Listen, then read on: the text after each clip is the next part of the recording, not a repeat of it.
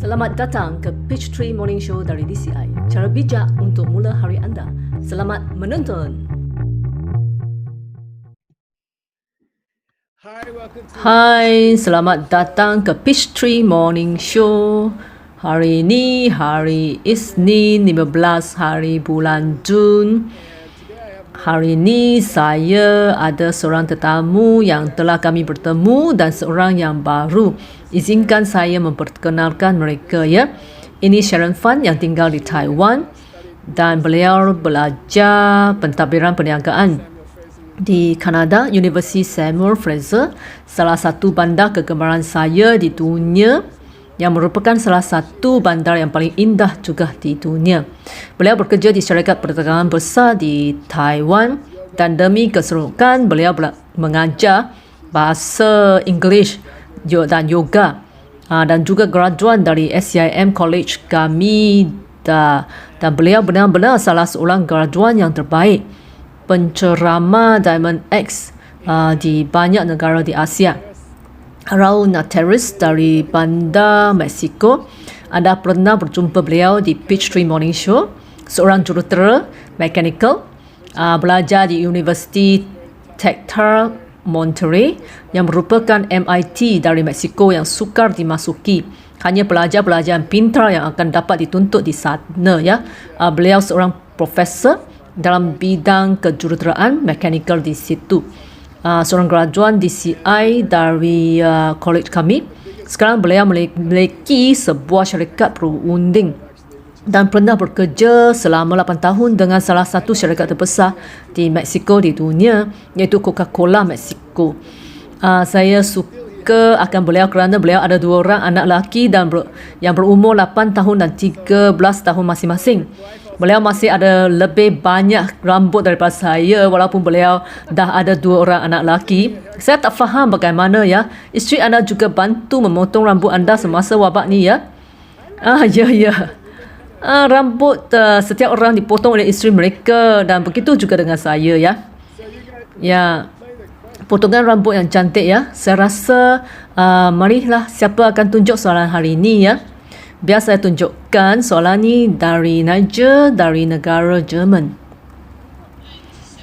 Hai, saya Sarah dari negara Jerman. Soalan saya ialah mengenai salah faham. Saya dan suami saya banyak salah faham dalam komunikasi kami.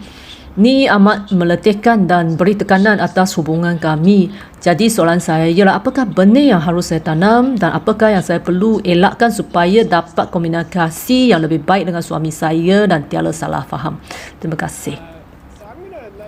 Saya akan biarkan anda berdua jawab dulu ya kerana adalah lebih seronok bagi penonton.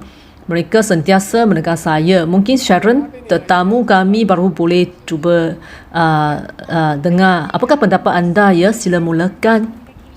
Sebenarnya salah faham adalah masalah yang serius dan biasa berlaku. Pada masa kini, pada zaman digital sekarang, pelbagai orang dari latar belakang, dari budaya berlainan mula berinteraksi antara satu sama lain. Tapi kurang berinteraksi secara fizikal, terutamanya masa ni kerana ramai orang masih dalam sekatan pergerakan kan. Kita tak dapat ambil isyarat bukan lisan dari satu sama lain. Jadi saya rasa masalah ini sentiasa timbul dalam kehidupan saya juga. Raul, apakah pendapat anda dari perspektif benih? Jika kami bincang dari segi benih, apakah benih buruk yang menyebabkan salah faham dalam pertuturan? Saya faham soalan ini dengan baik kerana saya juga menghadapi masalah itu dan saya banyak fikirkan masalah ini. Benih buruk yang telah saya tanam ialah tiada penumpuan dan kurang bermeditasi. Saya sedar minda saya penuh dengan fikiran-fikiran lain ketika mereka bercakap dengan saya. Saya tidak dapat beri perhatian kepada mereka kerana tengah fikir perkara-perkara yang lain. Saya sedar keadaan ini mengakibatkan saya salah faham maksud orang lain. Ya, semasa saya bermakan malam dengan Veronica, Saya mula bimbang tentang kerja di CI saya dan saya akan merenung ke siling dan tak bercakap dengannya dan kemudian dia mengeluh. Saya masih di sini ya. Kami sentiasa berbincang tentang kisah pen ya, mengenai kekosongan, tentang anjing tengok benda ni sebagai benda untuk dikunyah dan manusia tengok benda ni sebatang pen. Dan saya rasa kata-kata adalah lebih rumit. Hari ini Veronica membuat cookies untuk ibunya dan kami akan melawat ibunya pada hari Isnin. Dia berkata pula, anda suka kuki oatmeal tak? Saya jawab, oatmeal? Maksud saya ialah saya amat suka. Dia pula berkata, oh, anda tak suka oatmeal? Lalu saya kata, bukan, tak. Saya cuma kata oatmeal. Dia pula rasa saya tak suka oatmeal. Saya kata, tak, saya suka oatmeal. Itulah sebab saya kata oatmeal. Maksud saya ialah saya suka. Jadi, apakah punca di mana satu perkataan oatmeal didengar oleh dua orang yang berbunyi berlainan, lalu salah faham berlaku? Apakah pendapat anda? Ini mengingatkan saya tentang sesuatu yang saya pelajari pada peringkat awal latihan DCI, iaitu cara jampa. Kadang-kala jurang antara orang boleh menjadi fizikal atau mental, seperti mesej yang diterima berbeza antara saya dengan orang lain. Tapi jika kita dapat memendekkan atau menghilangkan jurang kedua-dua ni, mungkin tiada wujudnya masalah salah faham ni.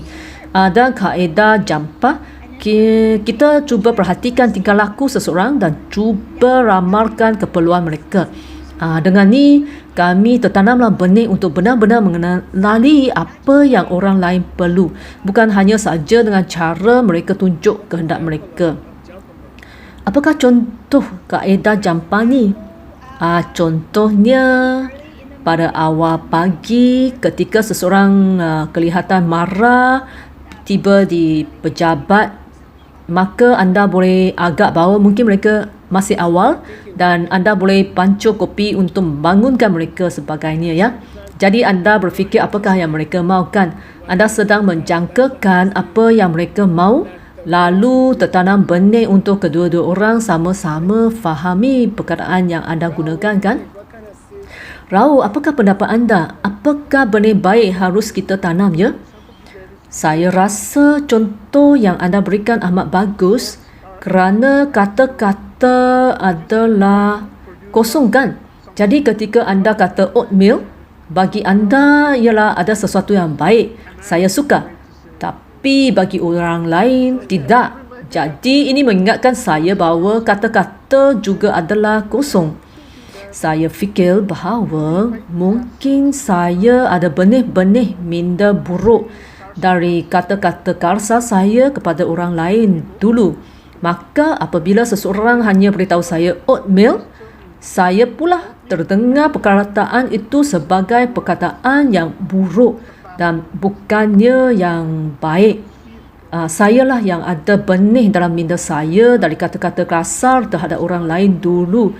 Jadi tak kisah apa kata-kata, benihlah yang memaksa saya untuk melihat sesuatu menjadi buruk.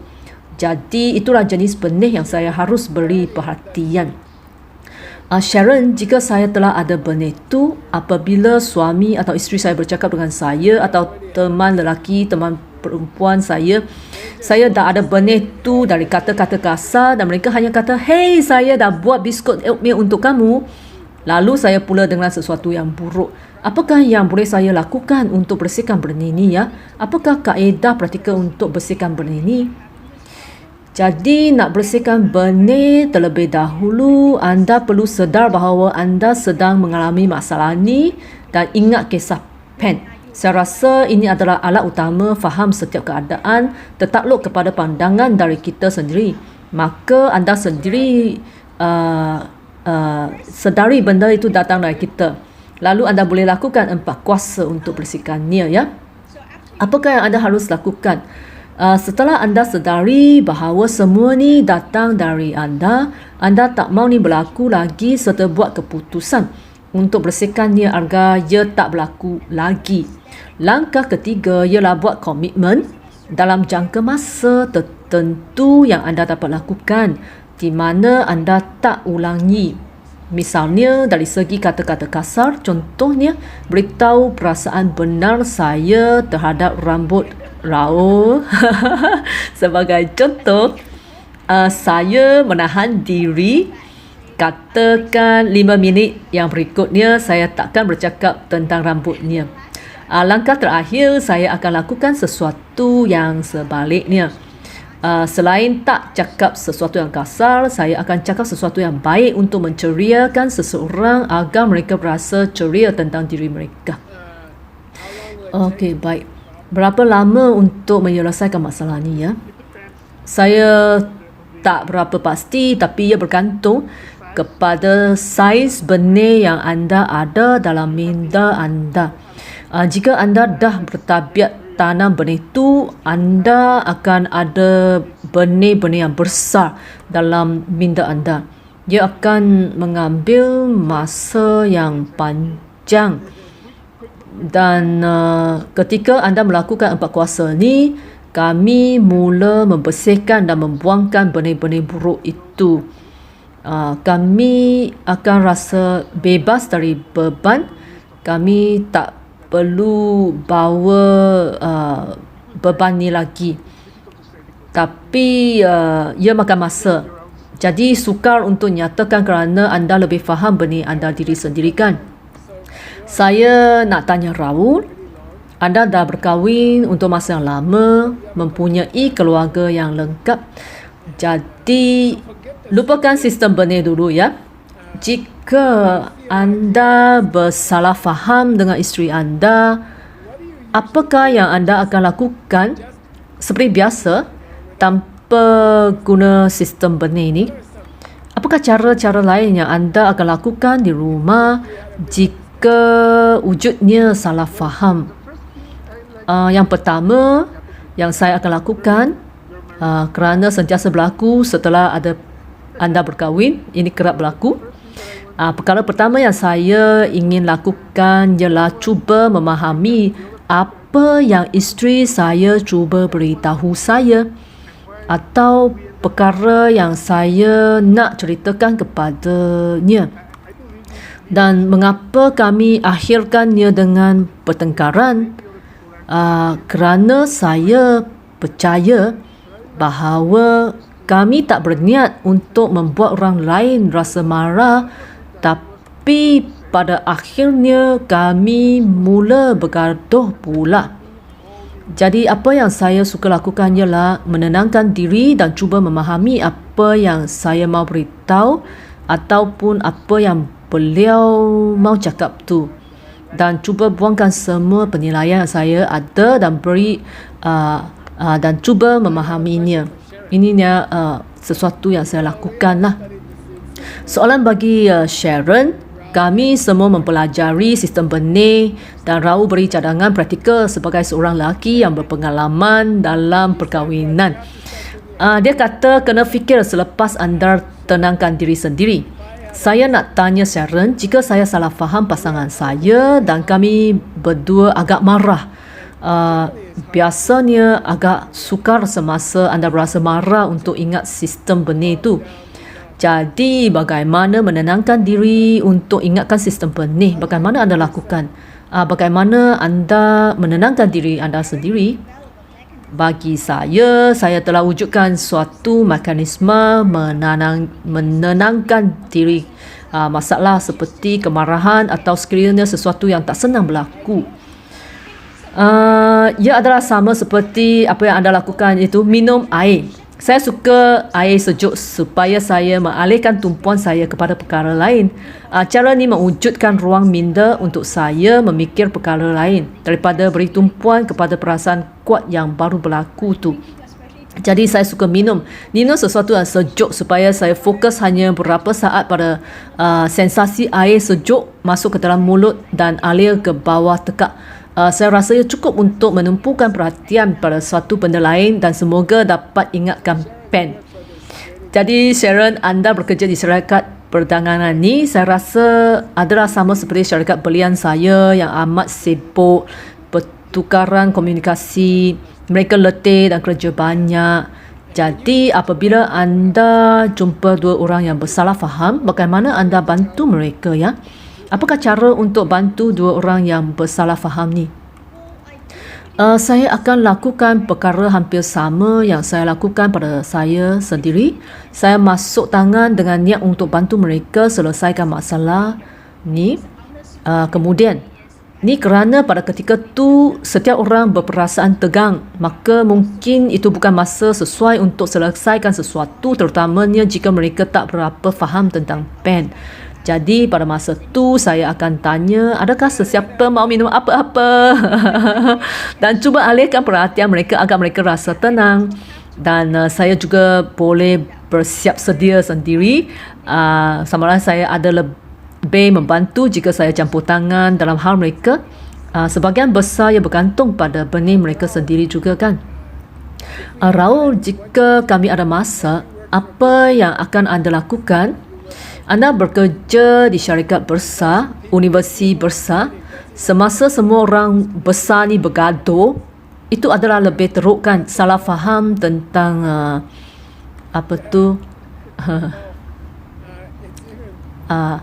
sesuatu yang serius ya.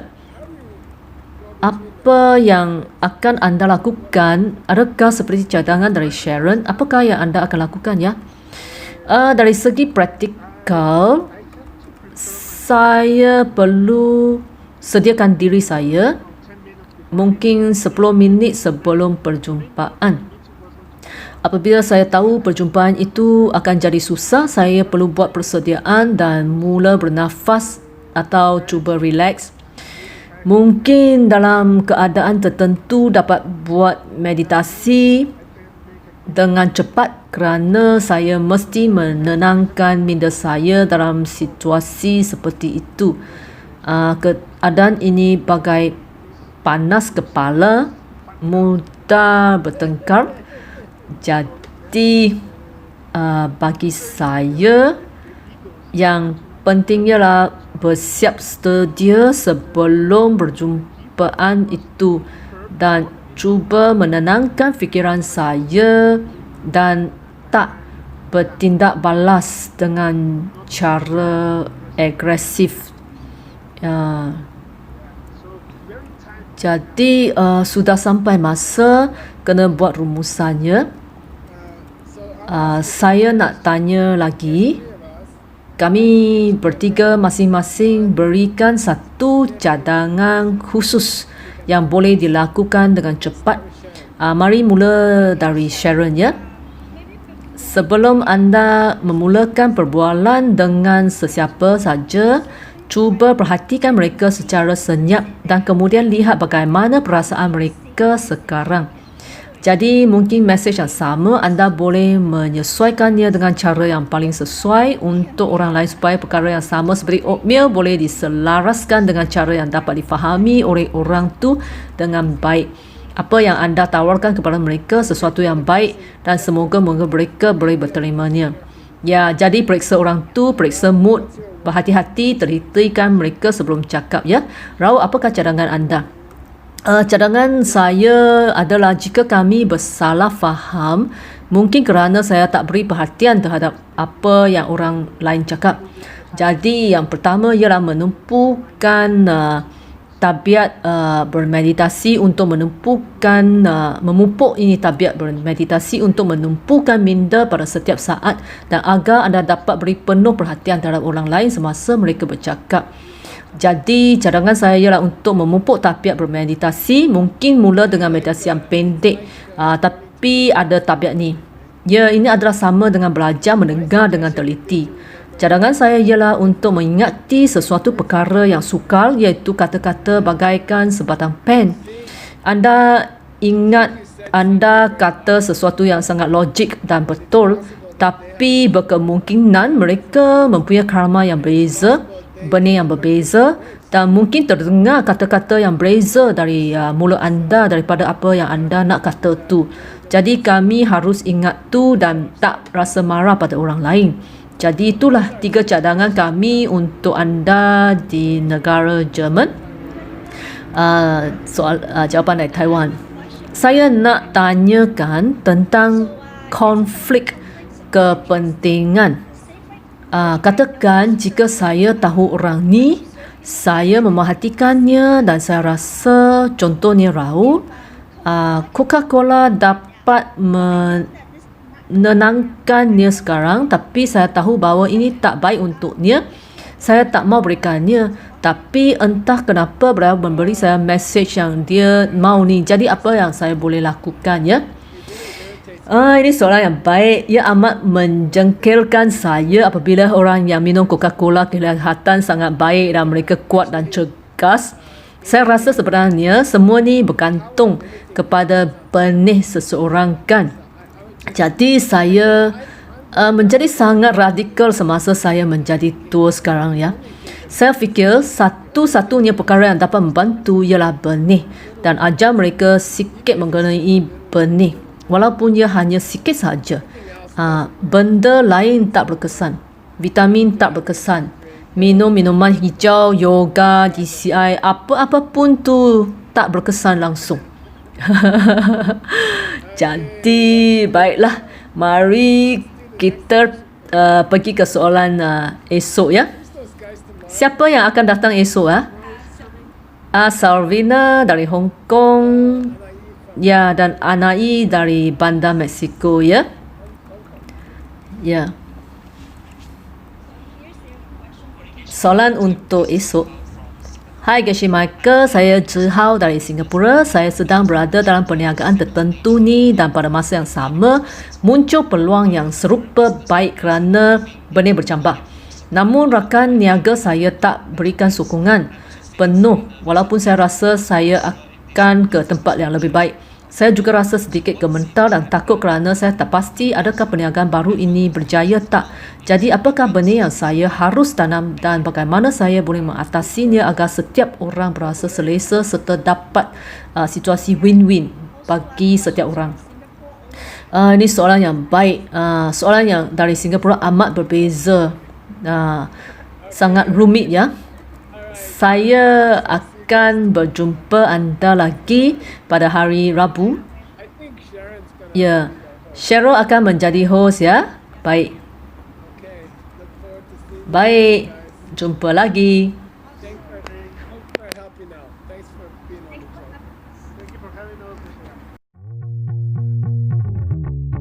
Terima kasih menonton Page 3 Morning Show. Jumpa lagi.